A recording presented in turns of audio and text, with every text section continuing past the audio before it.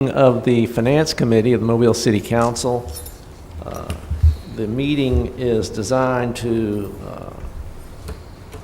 understand the uses to which funds to be received and have been received from the City of Mobile with respect to the American Rescue Plan, how they might be used, and also to hear from the administration a proposal on how at least the initial tranche of the money we're to receive might be used. The Finance Committee consists of myself as chair and Councilman Richardson and Councilman Williams. We do have broad interest amongst the City Council members in this topic. And so we have, in addition to the members of the committee, we have Councilwoman Gina Gregory and Councilwoman Bess Rich with us. And Councilman C.J. Small. We also have a number of members of the administration, and I see Attorney Michael Burson is with us also. And our clerk and our city council attorney with us. Frank Taylor, in lieu of Mr. Harledge. In lieu of Mr. Arledge, right. So we'll go ahead and get started, and how we'll handle this today.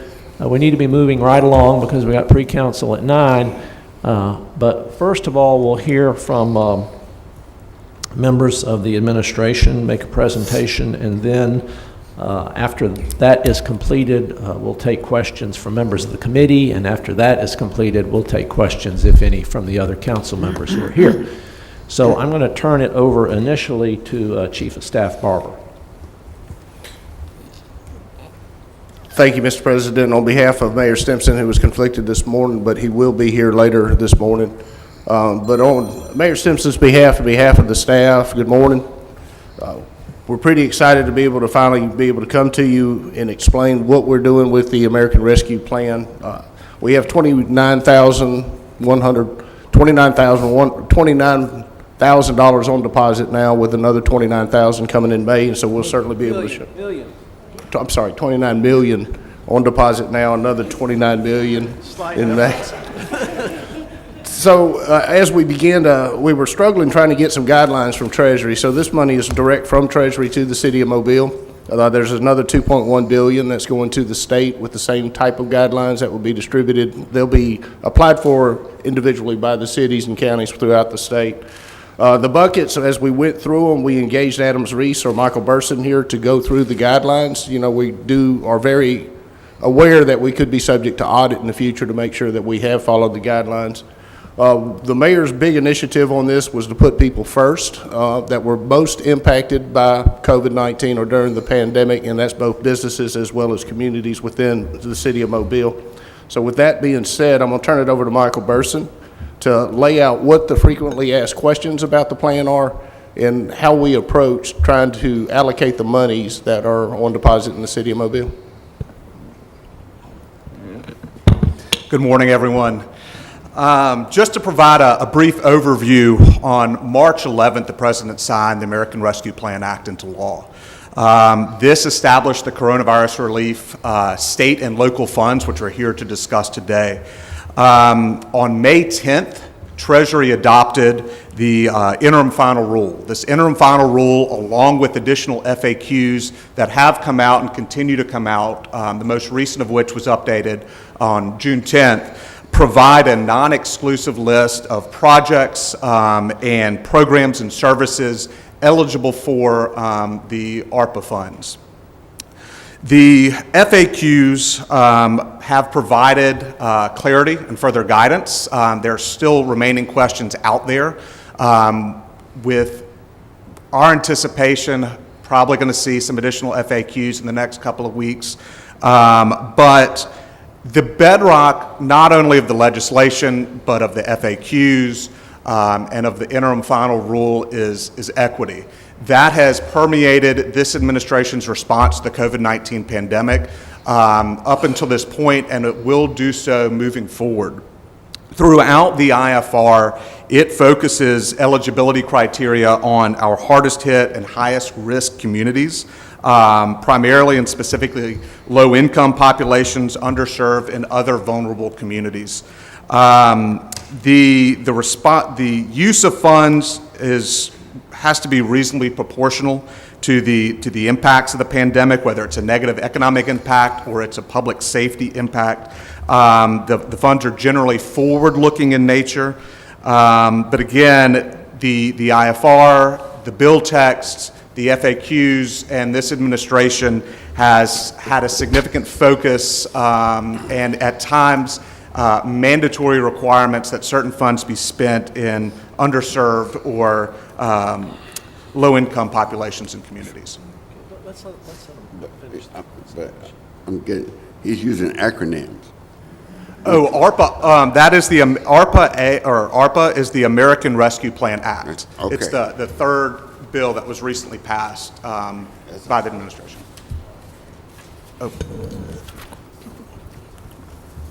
Mr. President, we'll continue with, Bob Holt is going to give an overview of the actual funding source, and then Jim DeLapp will go over the individual buckets of money and how they are applied in this particular plan.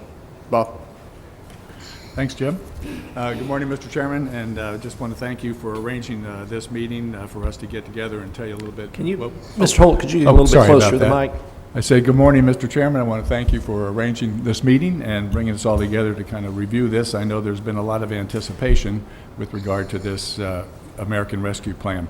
Just a quick review of what has transpired over the last year. We had the CARES Act that started this all last year. It was about a $2.2 trillion fund that was made available during the previous administration. We had a smaller one in the early 2021, about $8 billion. And then we have the American Rescue Plan, which we're here to talk about today, which is the equivalent of about $1.9 trillion in federal funds to support the victims and the people who've been affected by the coronavirus and the economy. Overall, this particular plan, as it pertains to the states, and as it pertains to the cities, we have $350 billion allocated by the federal government. Can you all hear me now? Can you all hear me now? This was. You just need to, yeah. I did. You need to lean into it. Yeah, I know, but it starts to swing. I don't know why it's swinging. Anyway, so we have about $350 billion that was made available by the federal government. The state of Alabama will be receiving $2.1 billion, and of course, as you all know, the city of Mobile, $58 million, of which $29 million has already been received. On the next page, this is just a kind of an overview of the amount of money that's already been allocated to different cities in the state of Alabama. You can see Birmingham was the largest recipient based on size, $141 million, followed by Mobile, and you can see the different categories in the different cities all the way down the list. After you get to a city of size of 50,000 people, from that point in time, the money is allocated through the state as opposed to directly into the cities from the federal government. So overall, $58 million directly to the city of Mobile. As we already told you last week, $29 million has already been received. We expect the other half to come in this time next year. And then we have the $2.1 billion, and that right now is the big uncertainty. We just don't know yet how that's going to be allocated to the different cities. It's kind of like the routine we went through on the first $58 million. There was a lot of clarity issues that we had to go through, but we do expect that the state will be allocating the first $1 billion of the money that was allocated to them in the near term, and we'll be following that the same way that we did the $58 million, which is really just contacting the government, in this case the state, regularly, just to make sure that this thing is progressing the way that it should. So all in all, we expect John Williams told me that, since I arrived, the money's been falling from the trees. That's not really a joke, but it is really true. We've had a lot of cash that's come our way, and what we want to do today is share with you our ideas about spending this money going forward. And with that, I want to turn it over to Mr. DeLapp, who's going to talk a little bit about the different categories that we've identified that we want to discuss with you all today. Mr. Chairman, before we move forward, can I ask a quick question? On the The state allocations, are those different phases, do they correlate what the city does as far as the type of work that can be done with these specific buckets of money? Go ahead. Like, Well, the first phase and the basically- second phase that the city's looking at doing, is that going to be the same thing that the state will allow with their allocations? Roughly, they're going to be the same, dedicated toward the same end Dedicated for the uses same as things. they are in the direct funds from the Oh, okay. federal government. I'd ask all the council members to please hold their questions until the administration has completed its presentation. Some of you. those questions may be answered as we move along, so if you just hold your questions until we get to the end of the presentation, that'd be great. Great. Next slide. Good morning. So we're talking here about the 7 defined uses of the funds that were allocated, the 1.9 trillion, and really looking at the 350 million that was allocated to states and municipalities. Of the 7 buckets or allocated uses, the city is focusing on the top 4 you see listed there, which are really focused on people and services. The first one is premium pay to essential workers. Just below that is addressing the negative economic impacts of the coronavirus. In the upper right corner there, we've got equity-focused services. And then in the bottom right quadrant of that is the broadband infrastructure, which is delivering those services to the citizens of Mobile. Of the remaining 3 buckets of funds, we anticipate looking at the 2 in the yellow area as the 2 categories that we would probably seek the most of the funding that we would apply for through the state. That state $2.1 billion, as we understand it, the cities and municipalities will apply for that just like we would in any other type of grant scenario and request that. And we're looking at mostly focusing on, but not limited to, infrastructure projects. Really, the infrastructure, though, is very limited to what can be done. This isn't like just CIP, we can do whatever we want type of infrastructure projects. In the quadrant listed support public health response, much of that is focused towards hospitals and other things, but it is also able to be used for upgrades to facilities that would be used in a similar situation that we had with the pandemic, to upgrade things like ventilation systems and the like. That would be used for facilities that we have used over this last year and a half, including things like the Civic Center, the Convention Center, and others. In the last quadrant there in the yellow is water and sewer infrastructure. That also includes stormwater, is listed. And so we're looking at what projects we might package in coordination with the county as well as MAWS to put together a list of projects that we could do that would meet that requirement and submit those to the state. So in those 2 buckets, we're looking at putting together, and we have not developed that list yet, and we have not received the final guidance from the state. We really haven't even received any initial guidance from the state on how they want us to apply for that money that they're going to receive. But those are the categories. It does not mean we also may not look at the other 4 above that, those other 4 quadrants, when we apply for the state, but that's going to be the focus areas in those 2. The last area of the 7 defined uses is replace public sector revenue loss. Whether you look at it as fortunate or unfortunate, we were in a financial situation that we did not have a significant revenue loss, unlike a lot of cities that did. And so for those cities that did, they could actually use the money and directly replace revenue loss. Because we did not meet that threshold, we're unable to use that bucket of money and apply the funds towards that. So those are the 7 defined uses. We'll talk those more here in just a little bit. And if you go to the next slide, the last slide of our briefing, I'll just briefly talk through the timeline. As Michael stated earlier, the bill was passed, the ARP bill was passed in March of 2021, and in May, we received our first $29.1 million directly to the city. As we sit here in June, we've identified some major funding initiatives, and we'll go over those here shortly. And then we hope to finalize that this month at the latest. We just tentatively put in there July, but really we'd love to get that finalized as soon as possible. we have to have it finalized and submitted to the Department of Treasury no later than 31 August. That's the deadline for reporting to the Treasury Department our full list of spending for that first tranche of money.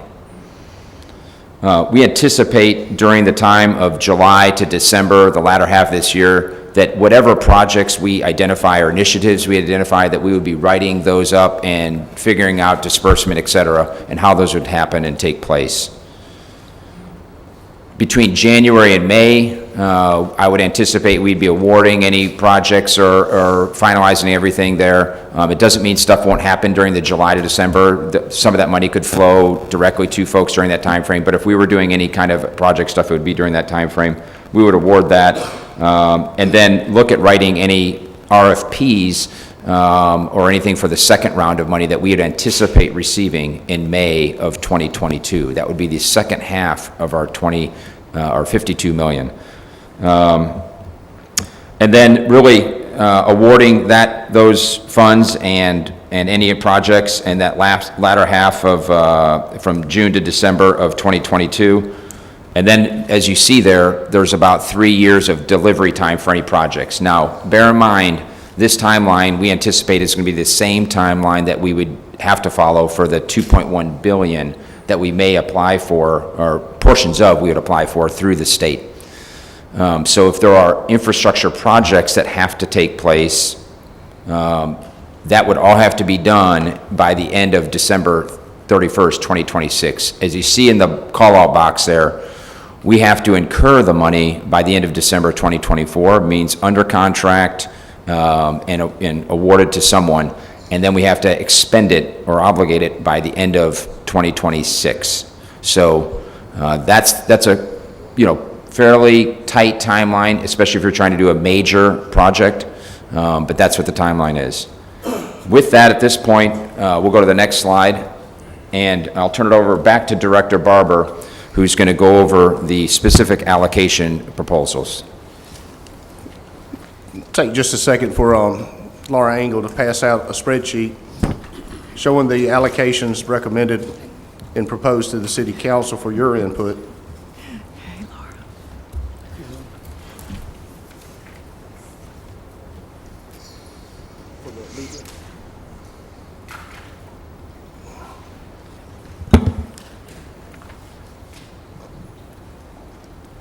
As you look across the spreadsheet, you'll see where we took the two deposits. We identified the current deposit of $29 million, which was deposited on May the 10th of this year. We anticipate the second deposit on May 10th next year. So the allocations have been distributed accordingly on those that we can encumber immediately versus those that can be placed into these different categories throughout the process. Keep in mind, as Jim DeLapp pulled out, is that we have to be very mindful that we have a shelf life with this money to get it all encumbered by the end of '24 and have it all expended by the end of '26. So the premium pay for essential workers are broken into two categories. $5,000 is recommended for all of our full-time employees. That's fire, police, sanitation, all the supporting departments that work through the pandemic to keep everybody safe and healthy. And then $2,500 also goes to about 200 part-time employees, which included our school traffic officers that were out during the pandemic as well when school came back in. These allocations will be paid to employees that are currently employed by the City of Mobile that work between March 2020 and March of 2021. The second bucket was address negative economic impacts, and you can see where we have the small business assistance. Jamie Roberts is here to talk about some of that, but that is to leverage loans to small businesses and kind of back those loans up. There's rental assistance, which is currently a program administered by the City of Mobile. And then you also have down payment assistance, utility assistance for people that are behind on utilities or have accrued a lot of utilities.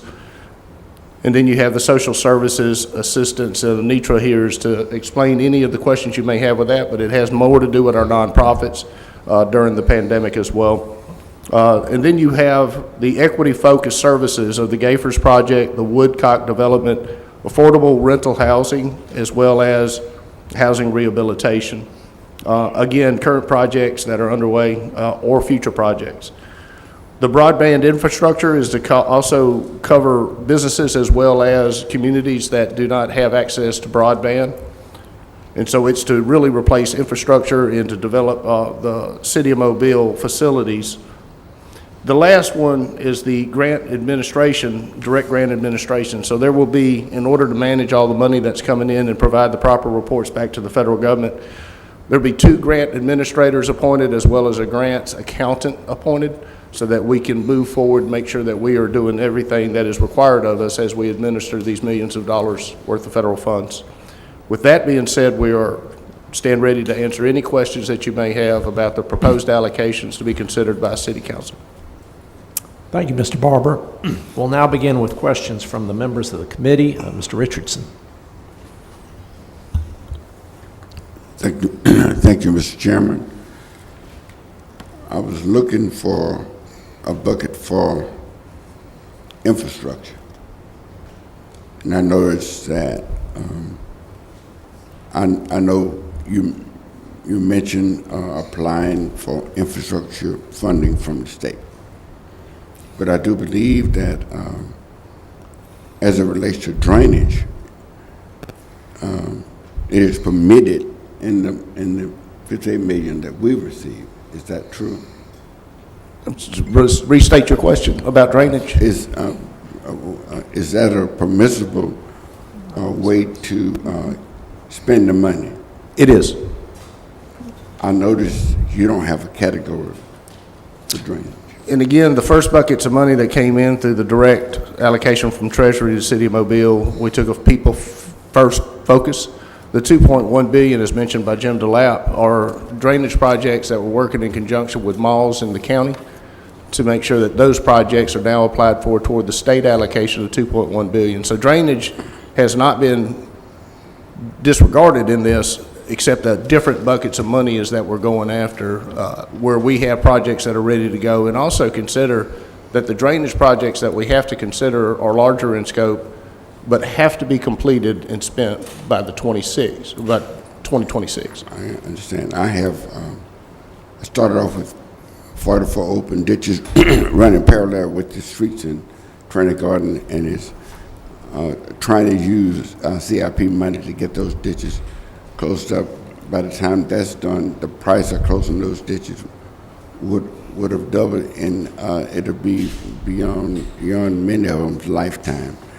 We're going to need some help to get those ditches closed. You know, Mars ought to be applying for some of these American Rescue Plan funds themselves. Yeah.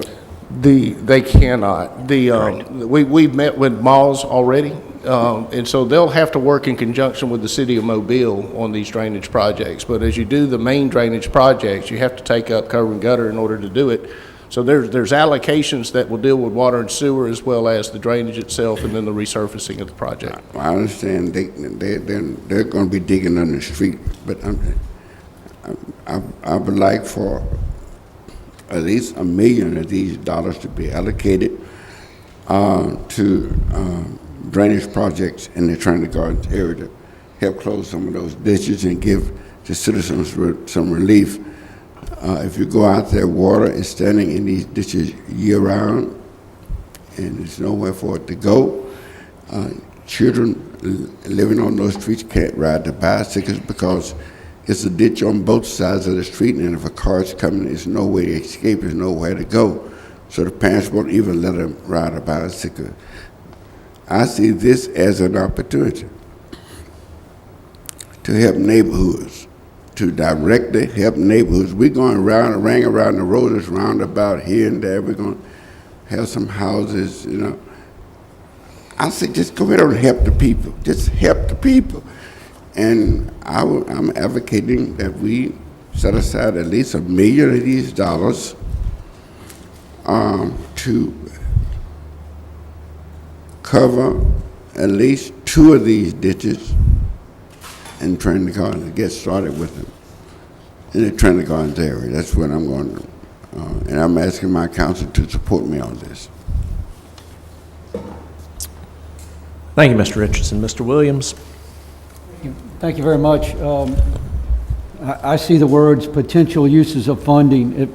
At what point, I'm not sure if I saw it exactly, are you gonna come to us with the exact plan and how we get in there?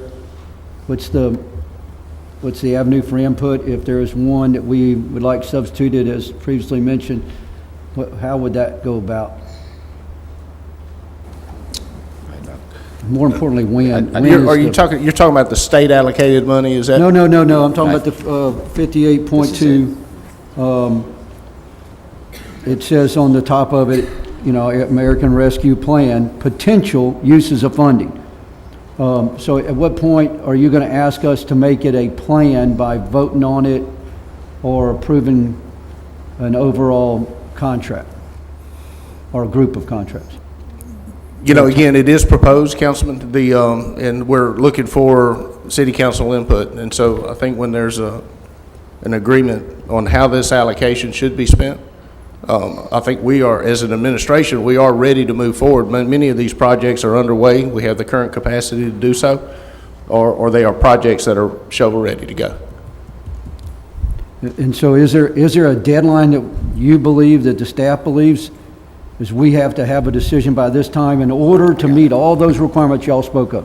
The absolutely drop dead is no later than 31 August that we have to submit it to Treasury. So, but Okay. we would prefer not to drag this decision process out that long, because we would like to be able to get the money distributed into the hands of those people and the services as timely as possible. So what you're looking at is the proposed allocation. Well, I think it's certainly commendable, Mr. Chairman. What amazing opportunity for Mobile. We just need to make every effort to make sure that local contractors are getting work. And this money turns over 10 times in our city, as opposed to neighboring counties. And lastly, I want to point out to everyone that is interested that the Treasury allocation was based on a typical CDBG formula. And it lists all the cities on that slide. And the very first one is population. We know that we have a housing stock age problem. We have a large number of eligible CDBG communities or areas in our city. But if we could be so bold to increase the population of our city, or allow the population to be increased, this could very well have been doubled. And what the possibilities would have been then. There would not be any more open ditches. I would assure you that if we have our population over Birmingham, and there's another allocation of sort, or in the $2.1 billion that is going to be, I think I got that number right, yes, for the state of Alabama, and they look at the largest city as Mobile, Alabama, we will get the most, and we'll close all the ditches at that point. Thank you. Reverend Manzi. Good morning. I am appreciative of this opportunity. When I considered where this funding started and the political rancor it went through nationally in order for us to have this opportunity, it just shows the power of perseverance, and I'm appreciative of those on the federal level who fought that we might have this opportunity, because absent that fight, we would not have this discussion. That's point blank and period. I'm all for this first bucket. I've been dropping hints since there was any mention of any federal resources, giving something to our employees. I'm going to absolutely be for that, day one, day in, day out. There are other aspects of this plan that I think needs work, and I'm glad that we're getting this in a proposed form, because I certainly think the aspects of it that need tweaking. And I'll be providing my various insights to the administration and to the council, and hopeful that we can as usual, come up with something that all of us can build consensus on.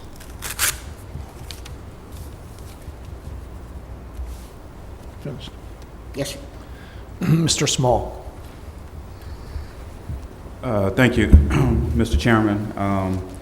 COVID, had hit us hard, and it has been, unfortunately, not a blessing for a lot of people. And I hate to say this, but it has been, a blessing for some people, because some people have prospered off of, a bad situation. And, that's,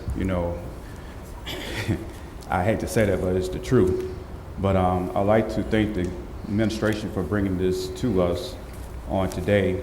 As I was reviewing what the mayor has sent us on last evening, I got kind of excited, and by seeing something definite in black and white. And on the email that he sent us, it says affordable rental housing. It said funding to acquire and build a new affordable housing apartment complex, either at the existing RV Taylor site or near the existing site.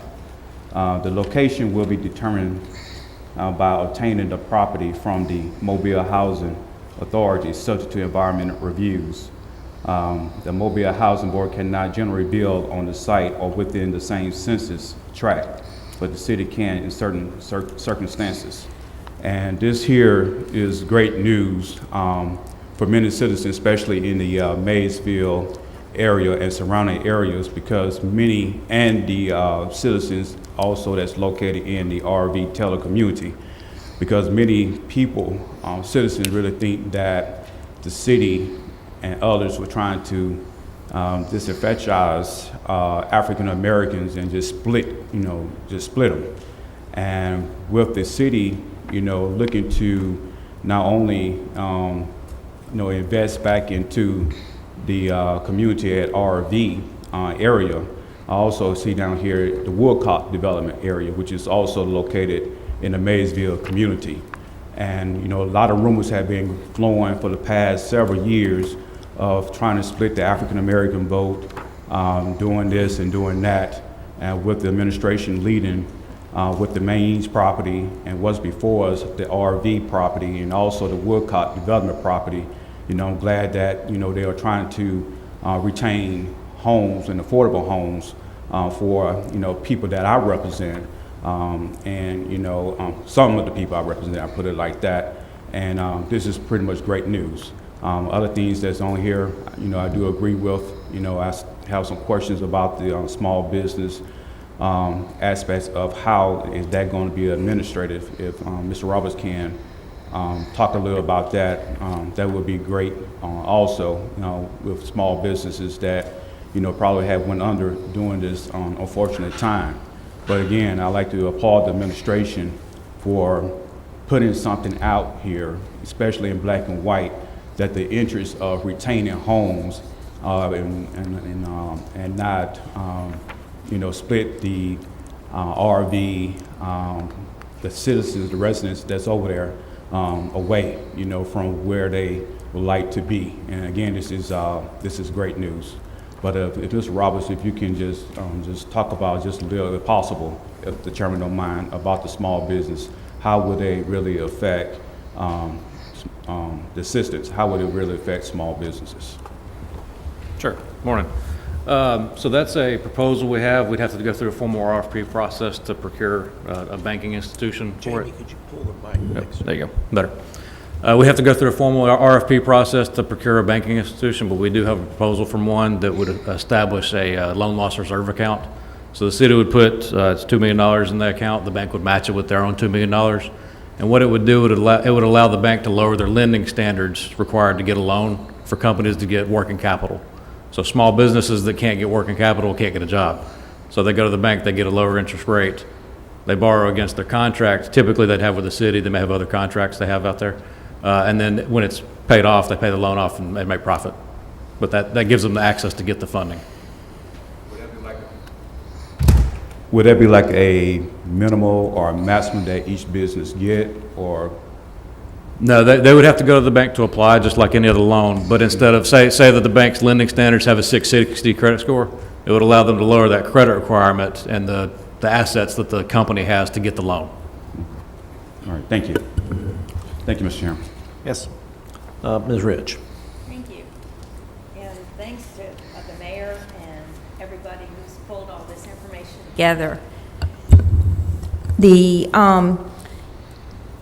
I did have an initial question, but thanks to hearing the rest of the commentary, the guidelines for the state are similar, and that means also guidelines for dates, correct? Okay, so all this is going to run simultaneous.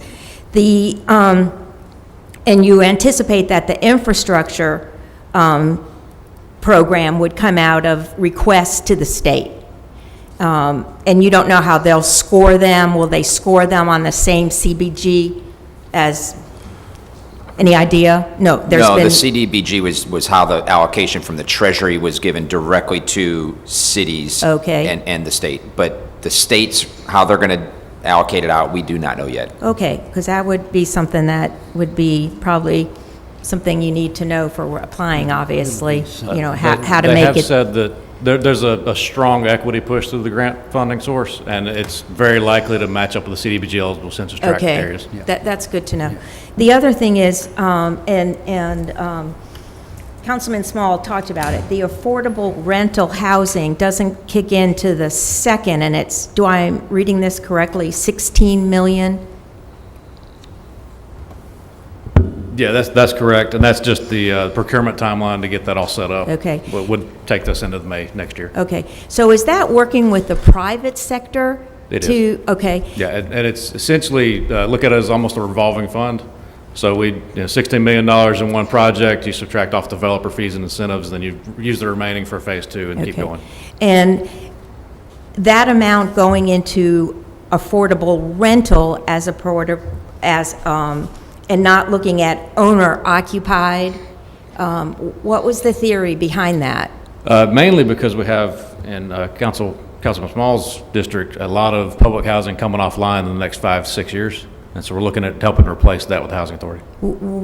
Was there any train of thought that getting people into homes that they actually own as being more aggressive in stabilizing their economy? Right, we have two other categories that look to address that. The Woodcock development would be home ownership.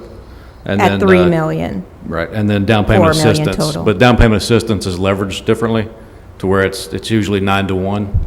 So it would help almost 400 families. So the down payment, and you're estimating 400 families, and that Right. is to do an owner-occupied Right. home? Right. Okay, all right, that's helping me. On the Gayfers project, did you have any details about that? Yeah, that would be the, as far as I can tell, first maybe only deed-restricted, covenant-restricted affordable housing in the main downtown area. And it's looking at 94 units, all affordable, 19 of them be housing vouchers from the Housing Authority dedicated to it. It's a nonprofit that owns it. Their mission is affordable housing. Okay. They've been working on this for about 7 years. Okay, and the city's ultimate goal is not to be in the ownership or the rental business? It would be done through other outlets? I think most everybody here understands public ownership is not the best usually when we're trying to maintain property. You don't want them, the tenants calling us as a landlord every day, so yeah, private is the way to go on that. Okay, I just wanted to make sure that, so that the public knew that. The other thing is, going back to the state's funding, which seems to be the push that will look at infrastructure programs in the city, and not knowing the amount, we do know that in a year's time, with, at least for council programs, the 21 million that's allocated strictly for capital programs, it doesn't always roll out, and sometimes they drag 2 years behind. So when you say committed, that means drawings done, and then you're kind of locked into the funding source, correct? You don't have to actually have the contracts let go, because I don't see that happening based on our No, we have to overall have it contracted by the end of '24. 24. End of '24, and it has to be expended, meaning the works has to be done, and we have to have paid the contractor and expended the money by the end of '26. So we have a little bit of time to develop the RFP, you know, do all that, you know, do design contracts and get the design done, then, of course, pay that out, but then do the work. So you've got about 3 years, basically, to do all of that. When you look at broadband, a lot of that's done in the private sector. Are you able to use that funding source and then give grants to the private side to put in that infrastructure, or does the city have to let go their contracts? So the city would invest in a private entity to do the broadband infrastructure. So this would be more of putting broadband in public parks so that there would be access to Wi-Fi. Okay. And I just want to make clear that the infrastructure dollars that we would be looking for the state have to be used for water and sewer infrastructure. So this would be stormwater, drainage, and anything that has to do with clean drinking Right, water. right. So it's not parks all and stuff, infrastructure. But it can be culverts and stuff that carry the natural rainfall and things like that. If they're Yes. collapsing, Yes. that's something that could be allocated towards it, because at the end of the day, it creates clean water to move it efficiently. Correct. Okay, got that. All right, well, thank you. Appreciate it. Ms. Gregory? All right, thank you. I want to join my colleagues in thanking you for bringing this to us. What a large project you all have had to go through and figure things out. I know it's been very cumbersome, so thank you for doing this and for spreading it out like this and making it easy to understand.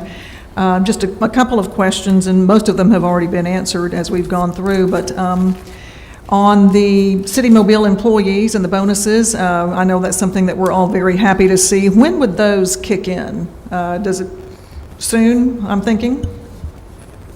It's going to require council action, and again, before August 31st, and so as soon as the council approval, and I did need to point out, that is a gross payment to the employees. And so we're on standby for council approval. Does all of the first portion, the people portion of this, does all of this have to be approved at one time, or can you do it separately, like the employee bonuses, and then follow up with the small business assistance and all the different categories? Can they be separated? They can be encumbered separately. Okay, because I think we would all be ready to move forward on the employee bonuses for sure. Thank you for the work on the small business assistance, the rental, the down payment, all of those kinds of things. Like Mrs. Rich, I'm also concerned about making sure that we do have the down payment assistance for all of the districts as well, because I have a lot of that in my area, as well as rental assistance. And I just want to make sure that all of these programs are available citywide, because I have several districts where people are living or would like to live, and they need this kind of help as well.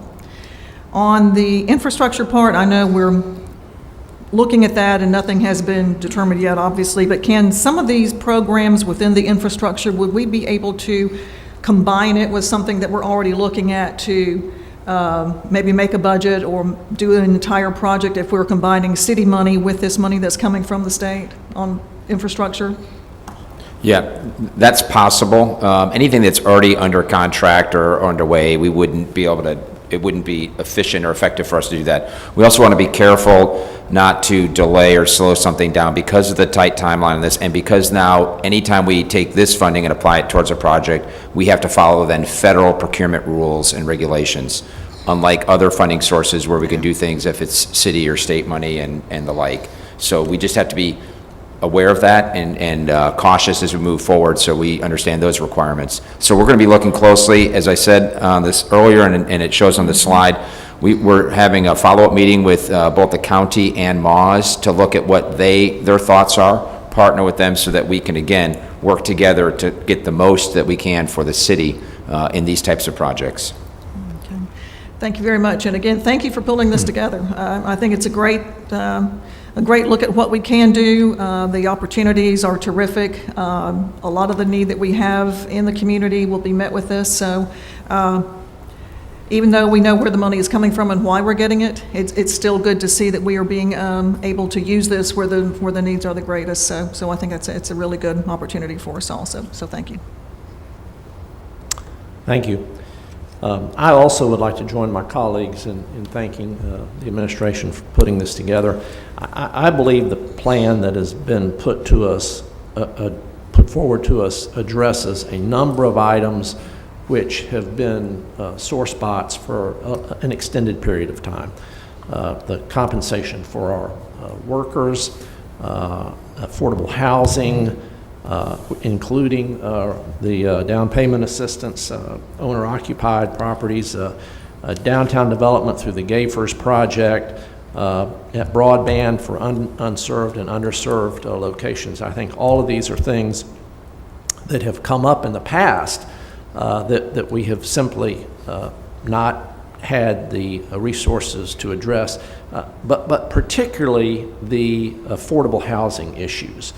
I think those have been very important for a number of reasons. One, just the equity portion of providing affordable housing to our residents, but also the ability of the city to retain residents in all sections of the city as we go forward, which has been an issue for us. Two things.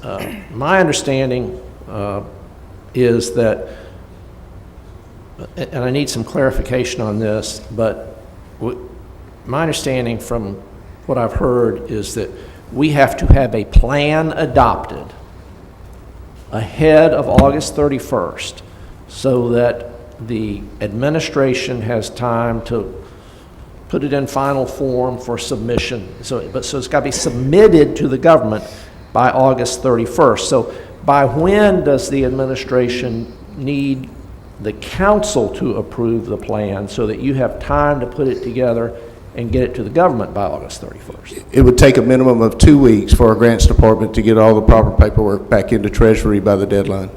Okay, so we're at August 15, right? We're correct. And that would be really pushing to get everything done. So the next step on this would be, and this is a question, I guess, to the council as well as to the administration. It seems like to me the next step might be for the individual council members who have requests or proposed revisions to the plan to submit them to the administration. Right. And could we decide that we're going to do that within the next week? This is the yes. 15th, that would be by the 22nd? I say yes. Is that okay with everybody? Sure. Okay, so the council members who have suggestions, ideas, alternatives to what's been proposed to us, will send those to you, Mr. Barber, by the 22nd. Yes, sir. Right. Thank you. And then perhaps we have another Finance Committee meeting I think that's- subsequent to that in 2 weeks' time. How's that? Does that suit everybody? Yes, sir. Okay, then that's what we'll do going forward. Anything else from any council members? I have just a quick question. Wait. Yeah, Mr. Chair. I thought that was too good to be true. We'll start with Ms. Gregory. Okay. Just for clarification purposes, the only thing we are looking at approving by August 31st is this first portion, the people services, correct? The 29 million, yeah. The whole list? Again, it can be approved in part or in whole, but but certainly the encumbrance of the first 29 million. But August 31st is the deadline for us to report to Treasury how the entire amount's going to be spent. So the infrastructure as well, that portion as well? No, that's the state money. That's what I was asking. This first portion is the only thing that we are looking at. Any suggested changes and have the whole thing approved by August 31st. It's just the first portion, the people services. Is the 58 million, Yeah. yes. Right, and The whole again, stuff. August 31st is our drop dead report date to Treasury. We would need this at least 2 weeks way ahead of that date. Right. Okay, now hold on for a minute, because I thought we were talking about the August 31st date as just this first tranche, the 29 million that's in front of us now.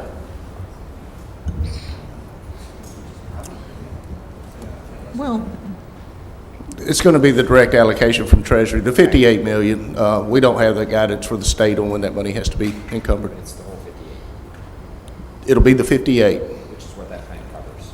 yeah. Okay. Yeah. Yep, you're right, okay. I'm sorry, Ms. Gregory, I jumped in front of you. Is that okay? Yeah. I have, just for clarification. Okay, Ms. Rich? Okay, on the 58 million, you're saying the exact programs have to be identified, or the buckets that you're pulling like, in other words, affordable housing at X amount? What is the thing that will come to council? How that money will be spent. Okay, that's a lot different. Okay. Correct. The other thing is, and I should have asked this originally, we often get grants, matching grants that we have to participate in, and grants that then facilitate. Is that something that's, once you know where you're putting it, like if there's a grant somewhere for affordable housing or down payments or something, can those funds go towards that, or no? Are you asking about the match? Like, can you use these Not funds for necessarily the matching? match, but in order, well, yeah, it's usually grants need matches. So you cannot use these treasury funds for a match. Okay, so there's nothing in the grant end of the spectrum. No, so there are, just like there are funds available at the state level, there's funds available at the federal level, and we will be able to apply for those, but we cannot use these treasury dollars that we've received, the 58 To million. do a joint To do a program. match. Okay, all right. Yes. Mr. Richardson? Thank you. Thank you, Mr. Chairman. I would like to make sure that the broadband reaches community centers, that all of our community centers would have broadband, in libraries, community centers. Make sure we have broadband there, because what we know is that all of our community centers are in low to moderate income neighborhoods. So this would be the class of people who likely would not have Wi-Fi or anything like that. So that's why I say that. The other one is we're going to have $58 million to spend. We have a timeline on spending it. We can't get the CIP money spent in time. We're lagging behind on CIP projects. How are we going to churn these projects out along with churning out the CIP projects? On the 58 million, these are projects that we already have on hand as far as proposals for the big projects. The other ones are programs that are already in place with community housing development, so that they churn through money pretty quickly. You're not getting down to it. We're going to bring on more personnel. We can't get done what we already have because we're short in personnel. So With the category. what is the plan? With the categories we're proposing with the 58 million, we regularly run out of funding in those, especially the negative economic impact categories, rental assistance, utility assistance, down payment assistance. And with the larger projects, the construction projects for housing, those are privately managed projects that we're helping fund, and they go pretty quick also. We're looking at probably 2 years timelines on most of those. And 11 of the 58's direct disbursement to individuals. So you don't see no negative impact with CIP in trying to initiate the American Rescue Plan? No, because these are not infrastructure-related projects. These are developer, privately managed projects that we source through procurement. And the other piece is in terms of the grant personnel, we have additional grant personnel that are coming on to help just manage the paperwork as it goes through. That's also funded by this same funding.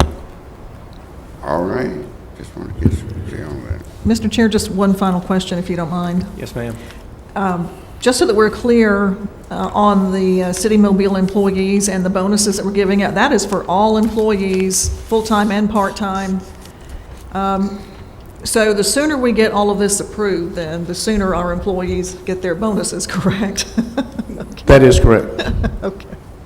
My understanding was that it's all current City of Mobile employees who were working for the city between March of '20 and March of '21. Right, Correct? yeah. What about they were people that full- retired? Is that a true? They have to currently be on payroll. Currently, but we're working during the pandemic, correct? Correct. Yeah. Yeah. So retirees that were in that time frame Yeah. will not receive it? Oh, Oh, that's sad. You know, not according to the current guidance, no, that would not be eligible. That's sad. Okay, thank you very much. I'd just like to remind the council members that they have until June 22nd to get any recommendations for changes to Chief of Staff Barber.